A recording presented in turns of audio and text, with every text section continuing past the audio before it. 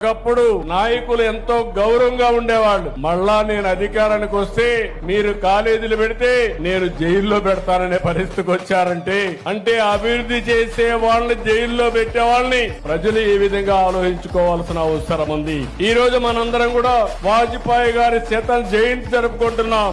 ఇలాంటి శత జయంతి జరుపుకుని రాబోయే 2047కి భారతదేశం ప్రపంచంలో నెంబర్ 1 గా ఉంటే ఆంధ్రప్రదేశ్ దానికి ట్రెండ్ సెటర్ గా ఉండాలని ఆలోచించుకుంటే ఇలాంటి రాజకీయ నాయకులతో నేను రాజకీయం చేయాలంటే ఆ రోజు వాజ్పేయి గారితో రాజకీయం చేస్తే ఈ రోజు ఇలాంటి చిల్లర రాజకీయాల్లో నేను భాగస్వాములు కావాలనుకున్నప్పుడు ఒకసారి బాధేస్తుంది. కానీ ఓసారి ఆలోచిస్తున్నాం, ప్రజల కోసం అనునిత్యం పనిచేస్తాం, మీకు మెచ్చే పరిపాలన ఇస్తాం, మీ జీవితాలకు వెలుగునిచ్చే విధానాలు తీసుకొస్తాం. ఎంతమంది ఎన్ని చెప్పినా ఎన్ని అడ్డంకులు సృష్టించినా ఈ యాత్ర ఆగదని చెప్పి నేను మీకు తెలియజేస్తున్నా.